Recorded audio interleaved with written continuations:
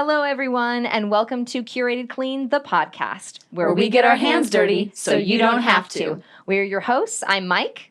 My name is Mandy. And I'm Whitney. Welcome back. This is the last installment of our opening three-part series. Introduction series to what Curated Clean is, who we are, what we do, all those things. But this last installment, we're specifically going to talk about how we come to our conclusions, how we test our products that we're going to talk about, how we talk to experts and things like that to create advice that we give you. Because really, you're joining in to listen to how we move through our life and how we clean live on a daily basis. Right, right. And you might be wondering, well, what standards are you holding these products to? Or how are you testing them? Who's testing them? You know, do you have degrees? Just to get that out right away. We don't have science degrees or medical degrees. But we don't believe that is necessary. We believe everyone can be empowered. You can join us. Everyone can be empowered to do their own research. Yes. You don't have to have a degree or have a career in this field to be able to do your own research. We've people empowered us and told us, hey, you can go do this yourself. We want to empower you as well. You can go out there and do your own research. You don't have to have someone telling you what to do. Right. We don't want to tell you what to do either. We want to give you all the tools that you need in your tool belt so that you can go out into the world and you can confidently pick up a product and you can look at those buzzwords. You're going to know what to look for. And you don't have to have an app on your phone or a study from an expert.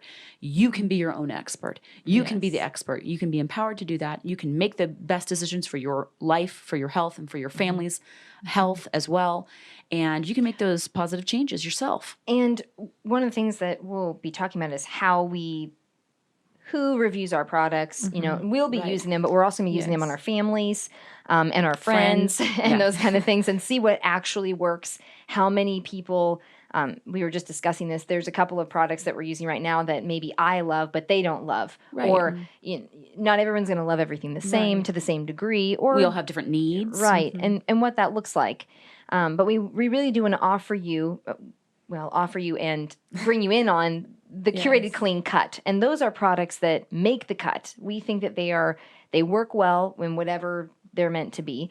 They are clean, and we're even going to have a rating system in there for you to look at is how clean those products are. Some things are clean, and then other things are really clean. So we'll have a system in there. We'll tell you when we launch those things, but these are all things that are happening in the background currently in our testing phase of testing certain products and anything from healthcare, things like things that you put on your body or you take, supplements that we like, different brands and all those kind of things.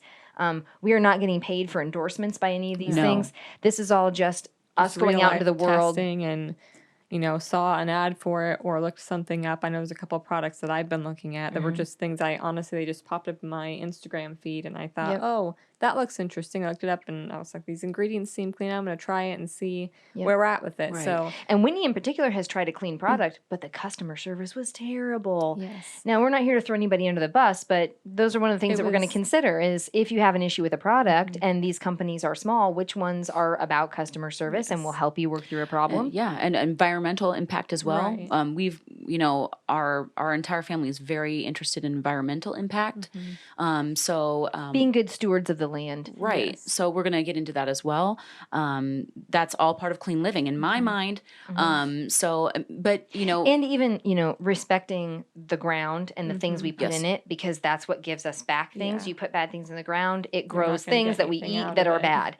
The same thing goes with animals as well, meats. And I know that Mandy and her husband for a while were vegan for a little bit. They've been on and off vegetarian, kind of as needs arise. Sometimes it wasn't feasible to do it. Yeah, so not always feasible. So they moved out of that and have moved in and out as it goes. I know a lot of times we'll sit down for a family meal and a lot of the rest of us all eat meat. And so you just out of courtesy, just eat meat because that's what's been made and move on with life and don't make a big deal out of it. Right. You're not as strict as maybe some other people would be, or people who alpha gal or something where you can't have beef or gelatin products and those kinds of things. Right. Exactly.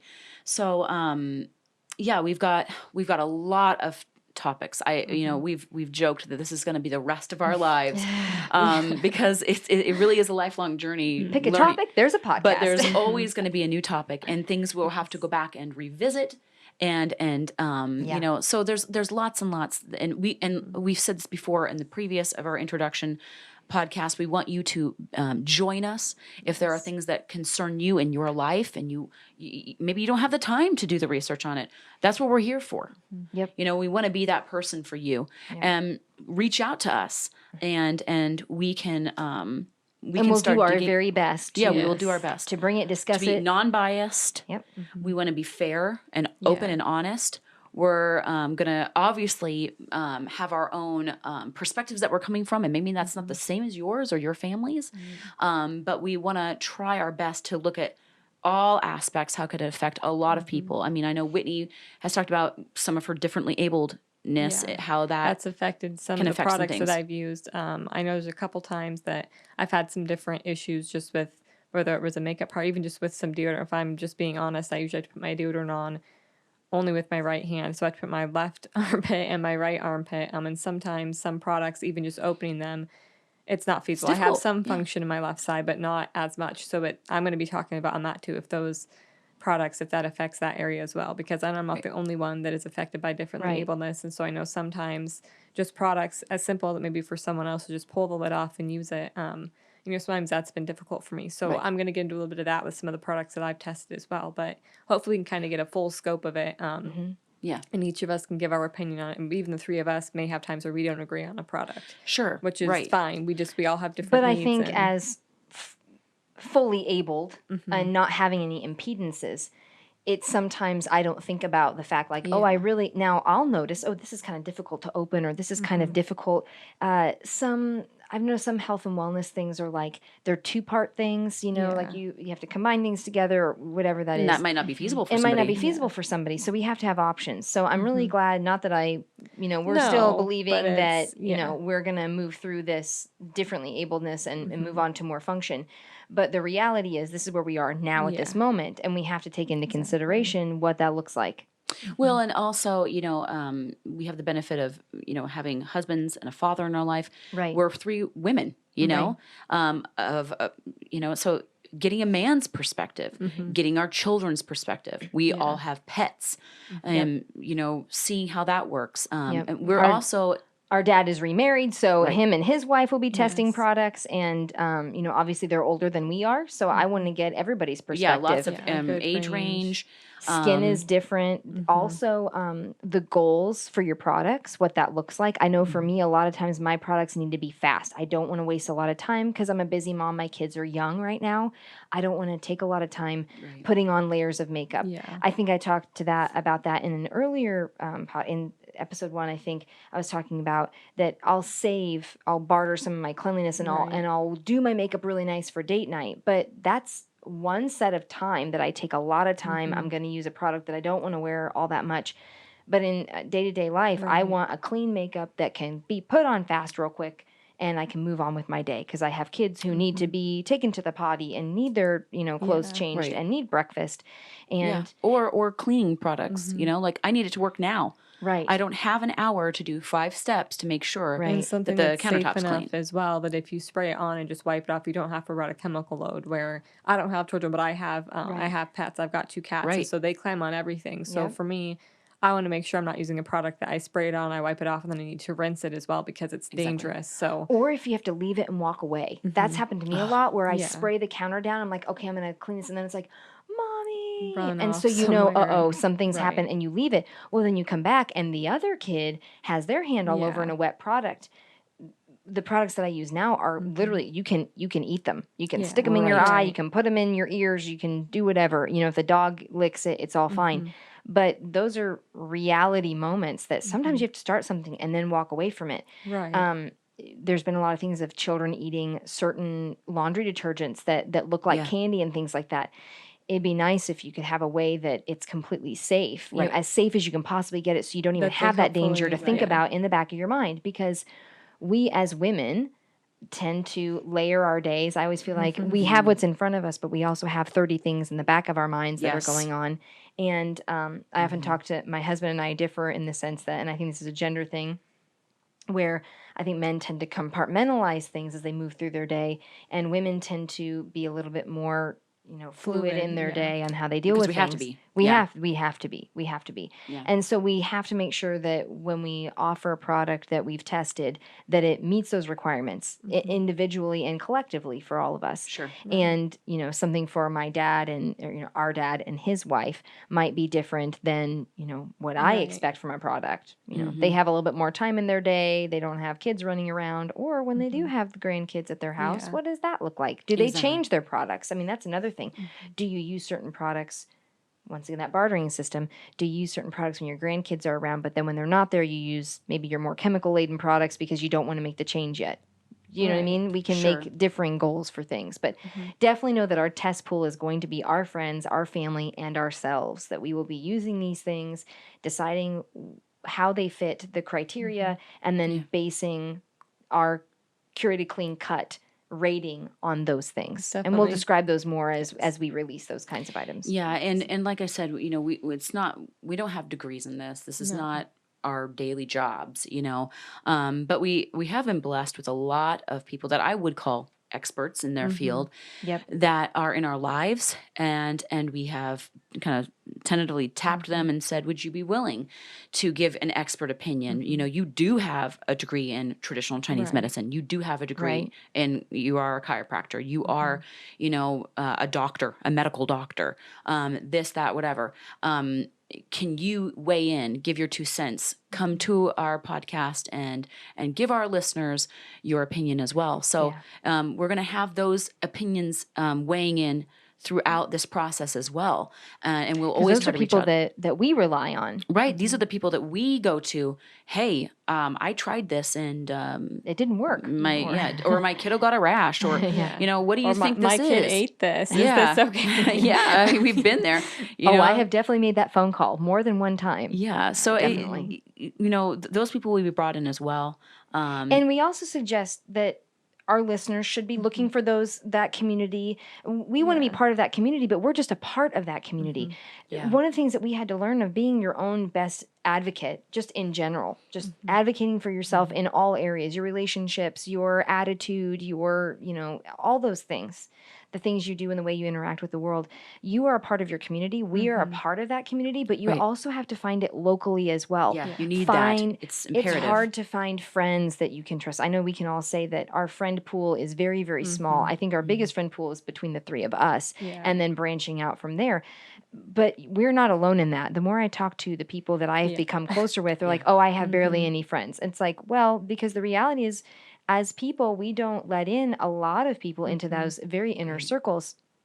And that's okay. Because of toxicity. It can become toxic. Right. It can become toxic. And it can also be that because of past traumas, those toxicities there, that maybe you don't trust people as much, or you don't want to let people in because being secluded or reclused is a way that you fall, a coping mechanism or something you've fallen back on because it feels normal.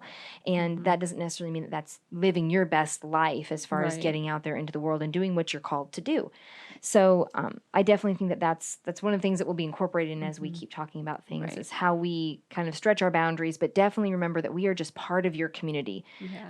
And thank you for letting us into that. We don't take that for granted, but we definitely know that we're not the only part of that. You need to seek out, look for practitioners. We're hoping to build sections. And we're going to help you on that journey. How do you seek those people out? We know that's not easy. And I think something we could also talk about with being your own advocate is empowering you to have those, even if you're going for a doctor, to ask some questions and to feel comfortable doing that. I know there's been times in the past, I personally kind of, I guess, made a move in fear or just kind of thinking I didn't have enough time to make a decision, so I just made one. And in my case, it's worked out fairly well, but looking back, I wish I would have taken the time to know that I am knowledgeable enough to go before that doctor and to ask those questions, because I didn't. I just when I made a move very quickly.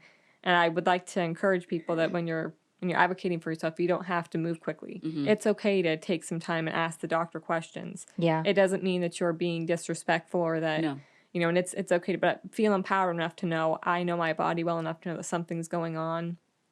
And here are the questions I have, and to know that that's okay to do that. Right. Well, it's your life and your body. No one knows it more than you. And I think we've all been in that position in different aspects with obviously our different individual experiences. But I hope that's something people can get from this, that learn how to be your own advocate, but also to feel empowered enough to be your own advocate and to go, it's okay to ask these questions. You can do this. And if I can rely on one very specific memory that I have or encounter was going into, and we can talk about this more, and I think it takes a whole episode to talk about that, but I know that when I went in to talk to my oncology office about the fact that I went in for a chemo appointment, but I knew in the back of my mind I most likely wasn't going to go with this. Like there wasn't any way to convince me. But I still went in very humble, and I asked honest questions, and I gave honest answers, and I left that meeting. I didn't insult the doctor. I was very honest, but I also stayed true to myself as well. Yeah. And I didn't feel the pressure that a lot of people felt. I mean, but I had been told by some other people, this is the way you're going to go in. It's going to feel a certain way. You don't have to feel that way. Right. We have to make sure that we discuss in any and all aspects of things. You never have to rush into something. And sometimes if you do, let's say you do have to make a rush decision. It is literally life or death, and you have to make a decision. I still say take a beat for 1 second, deep breath. I'm going to make this decision, and this is the decision I'm going to make. Well, and hopefully you'll have enough in your arsenal already to make an informed decision, to make a very informed decision. Right. At least be at peace about the decision that you made. It won't be brand new to you. And if you're not at peace about that decision that you made, then we're going to be talking about how to move through emotions that you want to get rid of, that maybe you regret some things. Okay, let's unbox that regret and see what it actually is and how you move forward through that. Right. So we have lots of discussions there on what those will be. But emotions definitely have a lot to do with it. Yes. But as far as products and the things that we're going to encounter, those will all be tested by us or people close to us. We'll have those people on. We want to have them on air with us as well. Yeah. I know that it's going to be real opinions. Like we said, we're not endorsed. Yeah. You know, this is not paid. If anything would arise where a company would approach us, we would be completely transparent. Yep, exactly. And let you know from the get-go. And just because a company approaches us, I'm not gonna, there's no flattery here. We're gonna be as honest as possible, because we have had opportunities where we've had things given to us and they didn't work out. Right. No hard feelings. Maybe it would work for somebody else, but it didn't work for us. And so we're going to be as honest as possible. Because like we've said, we're just regular people. We're on this journey with you. So these are products that pop up in our daily lives that we want to know about. And we hope to be able to inform you about that. I think, like we've said prior to, if you have something that you see and you're like, I'd like to know about this, maybe shoot it our way and we can see if we can find a way to review it for you. Right. But we're just regular people doing this. So I mean, we're going to be recording, we'll be doing reviews of actual products, but we're also going to be having some episodes where we're just going to be talking about some hot button issues, and some of the things maybe that are coming up soon, a fragrance. Or sunscreen. Sunscreen, toothpaste. Products you're going to be using, if not every day, almost every day. Maybe buzzwords that go along with that you've heard, but you go, well, I don't know why. Well, aluminum, okay? But why? You keep hearing people talk, why do you not want that in your deodorant? Right. Oh, but why? Why? Right. I mean, I didn't know. And some of these will be an episode, and some of these, don't be surprised if we have more series, because some topics they just take more. Yeah. They just do take them more justice. Time. Right. They're just going to need more of our energy. But we are going to try to we have discussed this. We want to be as efficient as we can be with your time. So I know that, in particular, when we tackle the subject of deodorants and that kind of stuff, because we've been testing deodorants for, I think, going on 2 or 3 years now. We've literally been, years. I have tested so many deodorants. I can't even tell you how many sat and just went straight in the trash because they just didn't work. And God bless everybody who tries to make an alternative deodorant, I applaud you. But some of y'all didn't do is it a very rough well. road. And so I stunk. And here's the reality. What did we always say growing up about a very specific glitter deodorant? What did we say it did? It covered a multitude of sins. Yes. And that deodorant was amazing, but it was laden with aluminum. It was terrible. I think I've just found one. This latest one I've tested is almost to the point where it can cover a multitude of sins. And I'm so excited to share it with everybody because I haven't been able to, since seventh grade, I haven't been able to compare to that specific brand. Right. That is very name brand, very much on the shelf today, but it just toxicity wise couldn't continue to incorporate that into my daily life. But these are products that we want to tackle that we're already using. This one, deodorant in particular, is 2 to 3 years in the making, but we were talking about deodorant and aluminum specifically. So the way we'd like to compartmentalize this for you is we're probably going to tackle aluminum in one episode, Right. and then the next episode will be on a couple of episodes at least talking about the products, what we liked about them, how we liked them, customer service, all the things that go along with that, and the longevity of those products, how much they cost versus how well they lasted, and all those things. But we will try to get these to you as efficiently as possible. So if you don't have time or you don't care, let's be honest. Some of you might know aluminum's bad. I don't care to know why it's bad. I'm never going to debate anybody on that.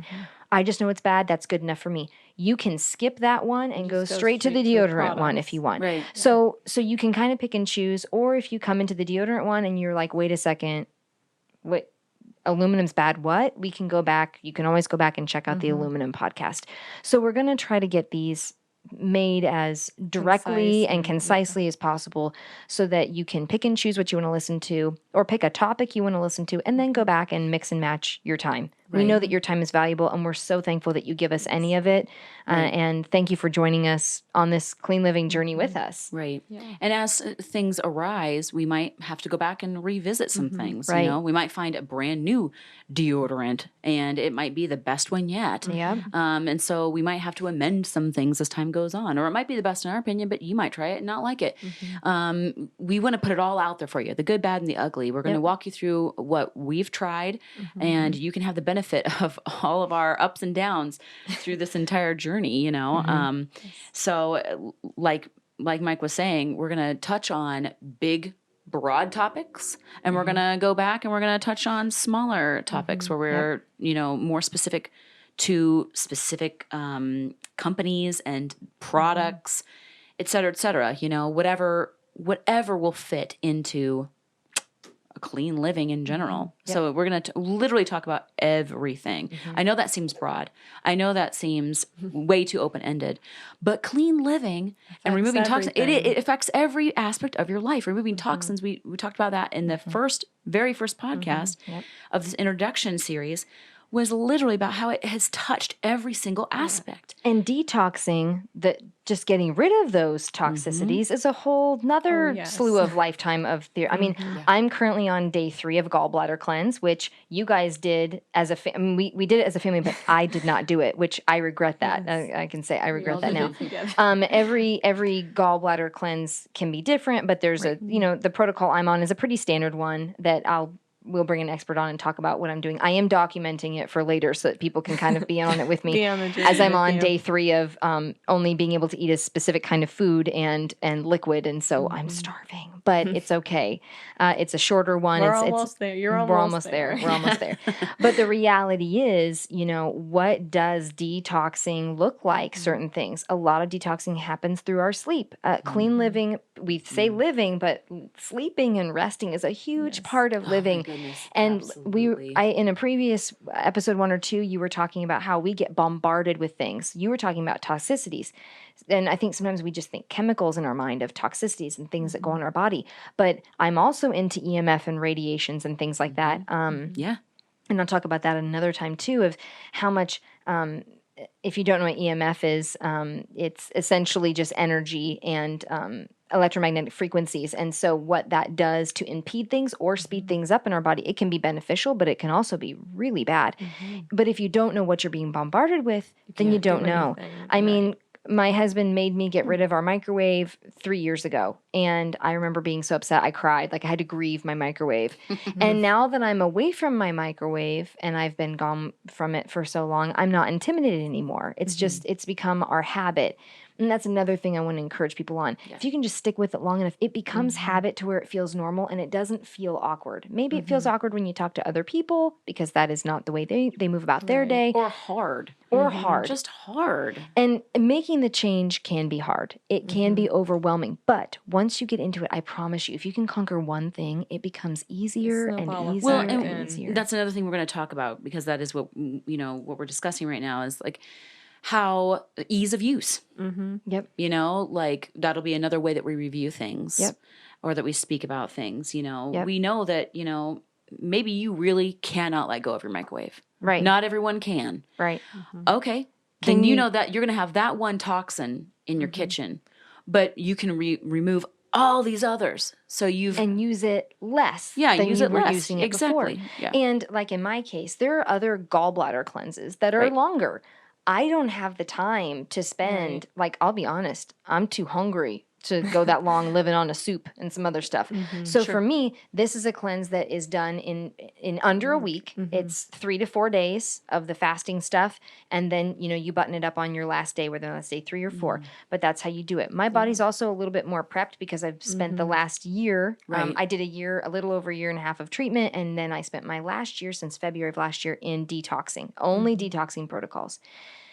But all that time, little steps of all these things have led up to this moment now that I wish I had done earlier, but I'm doing it now. But the reality is getting to this point took time and energy, and it's in my time frame of doability. It wasn't before. It is now, which is a fantastic place to be. And we're going to take all that into consideration. All of it. We're going to take all this into consideration. I know it seems like a lot, but we will break it down. We will make it easy. We will make it attainable because I love us, but it's not like we are rocket scientists here doing astrophysics, on the weekends. And I think we're really just trying to fit it into your lifestyle you already have going. We're trying to kind of intertwine them because like we've said, like Michelle just said, she couldn't do a whole month-long detox protocol. She didn't have the time for it, but she found one that was 3 or 4 days that can work. So that's what we're kind of trying to do here is just find things that can fit into your already existing lifestyle, but that will benefit you so you don't feel overwhelmed. But we can give you options, opinions, things to do that will help tie that all together. Exactly. Give you all that, give you all the information so you're empowered to go out, make those choices for yourself,